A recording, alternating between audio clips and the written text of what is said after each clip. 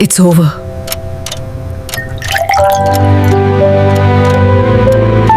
When my husband said, "It's over," I didn't cry. I didn't even blink. I just smiled, a small, quiet smile that made him look twice like he couldn't understand what was happening. But the truth was, I already knew everything. Long before he gathered the courage to say those words, I had seen it in his eyes, in the way he started coming home late, in the way he stopped saying my name with warmth. The man who once held my hand every night before sleep had already let go months ago. My name is Linda Carter, and I'm 50 years old. For the past 25 years I built my life around a man who promised me forever. I gave him my youth, my loyalty, my forgiveness, and my time, things no one can ever return. When he said it's over, I realized he thought he was ending something. He didn't know that what he was really doing was starting something, my revenge, my freedom, my rebirth. It started months before that night. I noticed small changes first. He stopped kissing me goodbye before leaving for work. He started showering at odd hours, sometimes at midnight, and he always came out smelling of perfume that wasn't mine. He'd smile and say, "One of the ladies at the office hugged me, you know how clients are." And I'd nod, pretending to believe him because I wanted peace. But peace built on lies is like a house made of paper. One drop of truth can burn it down. One evening he came home late again, pretending to be tired. He threw his coat on the couch and opened his phone, smiling at it like it was the only thing keeping him alive. I asked softly, "Rough day?" And he just grunted, then his phone buzzed. For the first time he didn't hide it fast enough. The message flashed across the screen. "Can't wait to see you again, love, same place tomorrow." My heart went cold, not broken, cold. I didn't confront him that night.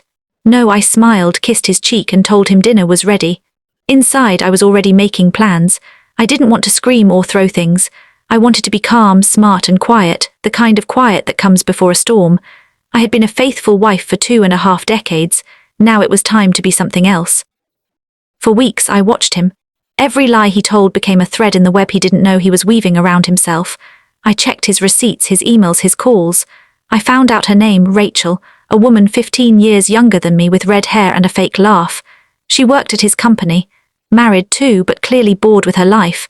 I knew everything about her before she even knew I existed. I hired a private investigator. It felt strange at first, like I was living in a movie. But when he sent me photos, my husband holding Rachel's hand at a hotel entrance, his face glowing like he had found heaven, I felt nothing. Not pain, not jealousy, just clarity. He had already left me in every way that mattered. Now it was my turn to leave him, but I wouldn't walk away empty-handed. Over the next month, I prepared everything.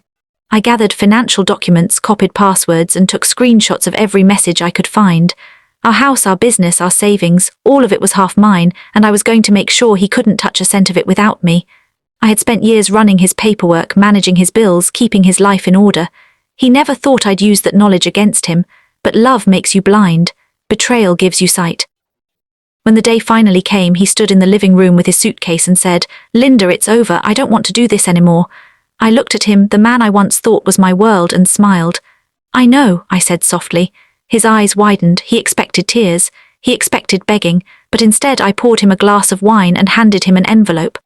"This," I said, "is everything you'll need now that it's over."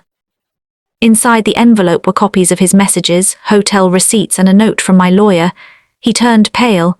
"What is this?" he stammered. "Proof," I replied. "Proof that you didn't just leave me, you betrayed me, and that's going to cost you." He shouted, tried to grab the papers, but I just laughed. I hadn't laughed like that in years. "Don't worry," I said. "You'll still have your freedom. That's what you wanted, right? Freedom." His face twisted. He looked like a man drowning in his own choices. The divorce took 6 months. He tried to fight it at first, but he had no chance. Every lie he told became evidence. Every secret meeting became leverage. In the end, I got the house, most of the savings, and the company shares. He walked away with a few $1,000s and a broken reputation.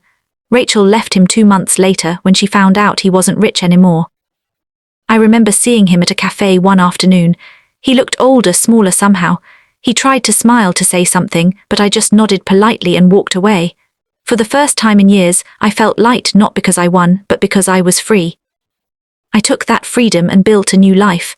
I started painting again, something I'd given up years ago. I opened a small art studio downtown.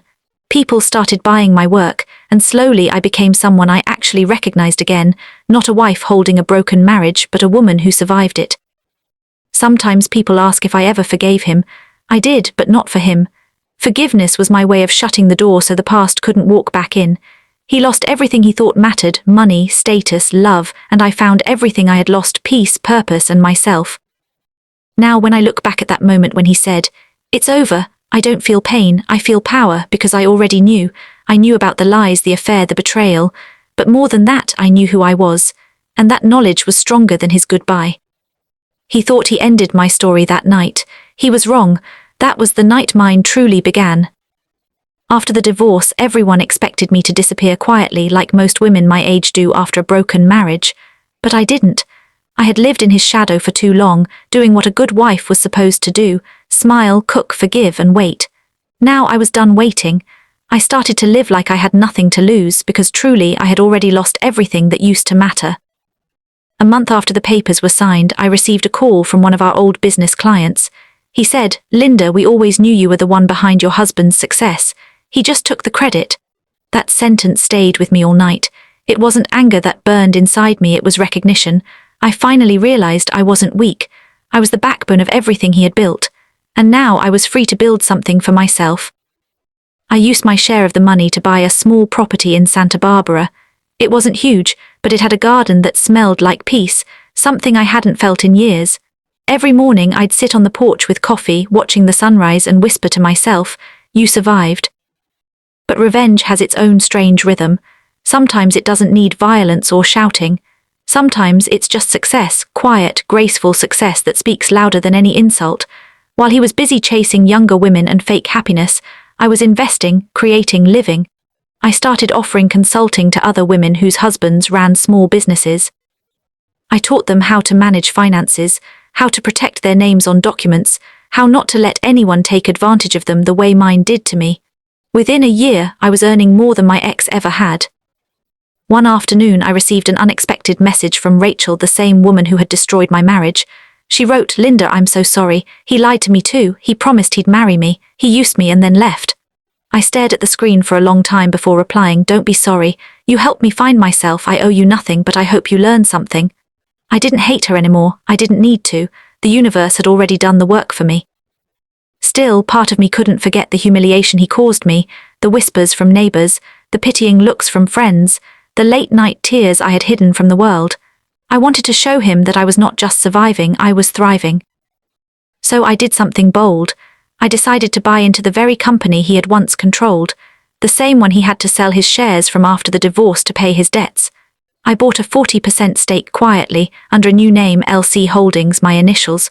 Within months, my influence grew, and he didn't even know who the new investor was. Then came the day he found out. He came storming into my office, red-faced, sweating, trying to control his anger. "You," he said, his voice shaking, "you're the one behind LC Holdings." I looked up from my desk, calm as ever, and said, "Yes, Robert, I told you I always knew everything." He looked like someone who had just realized he was standing in quicksand. "You can't do this," he muttered. "This was my company." "No," I said softly. "It was our company. You just forgot that when you were busy playing games. I'm only taking back what was mine all along." That was the last time he ever raised his voice to me. He left my office defeated, his pride in pieces. I watched him go without a trace of guilt. He had built his world on betrayal. I had rebuilt mine on truth. As months passed, I learned how sweet silence could be, not the silence of fear, but of freedom. I traveled alone to Italy, Greece, and Paris. I painted sunsets that sold for thousands of dollars. My name, Linda Carter, started appearing in art magazines. One article even titled me, "The Woman Who Turned Betrayal into Beauty." I kept that copy in my studio as a reminder that pain, when used right, becomes power.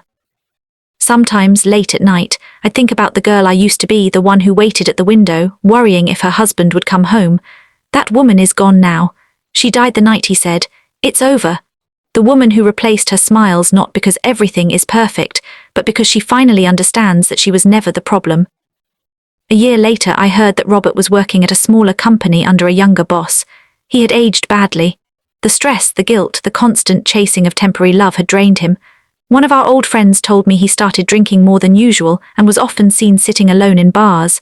I didn't laugh or celebrate. I just sighed. Because revenge, when it's complete, doesn't feel like joy, it feels like peace. But fate wasn't done with him yet. One morning I received a legal notice, Apparently, he had defaulted on a personal loan and was facing bankruptcy. They mentioned my name because part of his debt was tied to an old shared account. I called the lawyer, cleared the issue, and when everything was settled, I mailed Robert a small check for $1, just enough to legally close our connection forever. With it, I attached a note. For the part of you I once loved, keep the change. That night, I sat by the window, looking at the stars, realizing that closure doesn't come from apologies or payback. It comes when you no longer care whether the person who hurt you ever understands what they did. I had reached that point. I went on to open an art exhibition in Los Angeles. The theme was rebirth. One of my best-selling paintings was called It's Over. It showed a woman standing in front of a burning house, not crying, just watching, calm, strong, free. When a reporter asked what inspired it, I smiled and said, "When someone told me it was over, I finally began to live." Sometimes people come into your life to destroy you, but if you're strong enough, you use the ashes to build a new empire. That's exactly what I did. My ex-husband took my love, my years, my trust, but he also unknowingly gave me something far more powerful, a reason to rise. Today, at 50, I don't see myself as a victim. I see myself as proof that no one can destroy you unless you let them. Love can blind you, but betrayal opens your eyes wide enough to see your own worth. So when my husband said it's over, that smile on my face wasn't madness, it was strength. It was the calm before my comeback. And looking back now, I realize it wasn't his ending, it was my beginning. 3 years passed before I saw him again. By then, my art gallery was well known in California. My paintings were selling for thousands, and I had started mentoring young artists, mostly women who had gone through heartbreaks and betrayals. I used to tell them, don't waste your tears on people who forgot your worth. Use that pain, paint it, write it, live through it. One afternoon, as I was preparing for an upcoming charity event, my assistant came to me and said, "Linda, there's a man outside asking for you. He looks unwell." I didn't think much of it until I turned and saw him through the glass door. Robert. He looked nothing like the man I once loved. His once dark hair was almost white, his suit wrinkled, his shoulders slouched. There was no arrogance left, no confidence, only regret written all over his face. For a moment I just stood there watching him. I wasn't angry, I wasn't sad, I just felt distant, like I was looking at a stranger. He stepped closer, hesitating before speaking. "Linda," he said softly, "you look good." I smiled politely. "Thank you, you don't." He lowered his eyes, ashamed, and I could see his hands shaking slightly. He said he had been through a lot. Rachel had left him for another man, his business had failed, his health was declining. He said he'd been living alone, renting a small apartment, and that he'd heard about my success. "I'm proud of you," he said, his voice trembling. "I guess I just wanted to see you once, to say I'm sorry."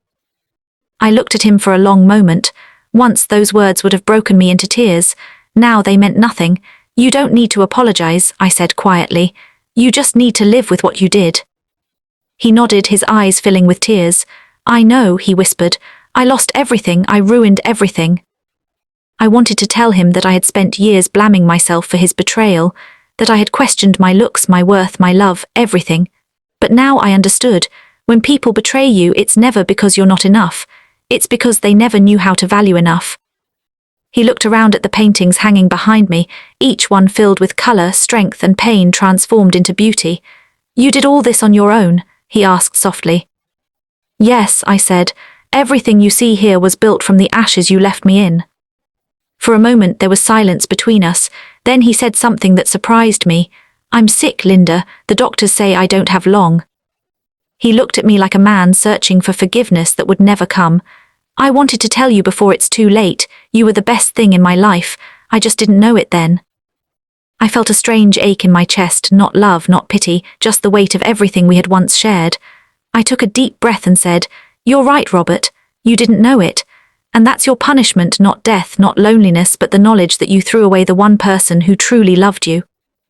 He nodded slowly, tears falling down his cheeks. Then he whispered, "Would you come see me sometime, maybe just to talk?" I looked at him and smiled faintly. "I wish you peace, Robert," I said gently, "but I've already said goodbye once and that was enough." He stood there, looking at me like he wanted to say something more, but then he turned and walked away. I watched him disappear down the street, an old man carrying the weight of his choices. That was the last time I ever saw him alive. A few months later, I received a letter from his lawyer. Robert had passed away quietly in his sleep. The letter said he had left me something in his will, a small wooden box and a note. When the box arrived, I sat alone in my studio, staring at it for a long time before opening it. Inside was an old photograph of us from our early years, smiling, young, holding hands by the beach. There was also a letter, written in his uneven handwriting. It said, "Linda, if there's another life, I hope I meet you first, and I hope I never hurt you there. I didn't deserve your love, but you deserved every good thing in this world. I was blind when you were shining right in front of me. Forgive me if you can. Robert." I folded the letter carefully and put it back in the box. For a moment my eyes welled up not for the man he was, but for the love that once existed, the one that died long before he did. I whispered, "I forgave you long ago, Robert. I just never told you." That night I went to the beach, the same one from the photograph. The waves were calm, the moonlight gentle. I placed the box in the sand, watched the tide slowly reach it, and let the water carry it away. It felt like closing the last page of a long, painful chapter. As I walked back to my car, I realized something beautiful. Revenge had never been about destroying him. It had been about rebuilding myself, about showing him and the world that even after betrayal, a woman can rise, stronger and brighter than before. Now every time I paint, I start with the same color, deep red. Not because it reminds me of anger or pain, but because it reminds me of power, of life, of the fire that never went out inside me. When people ask me how I managed to stay strong after everything, I simply smile and say, strength isn't something you find, it's something you become when life leaves you no other choice. I'm 50 now. I live alone, but I'm not lonely. My studio is filled with laughter, art and light. Sometimes I sit by the window with a cup of coffee, watching the morning sun touch the sky, and I whisper to myself the same words that started my new life, "It's over." But this time those words don't hurt. They healed. Because now I know. When my husband said, "It's over," I smiled, not because I was broken, but because I already knew everything. And knowing everything gave me the power to finally begin again.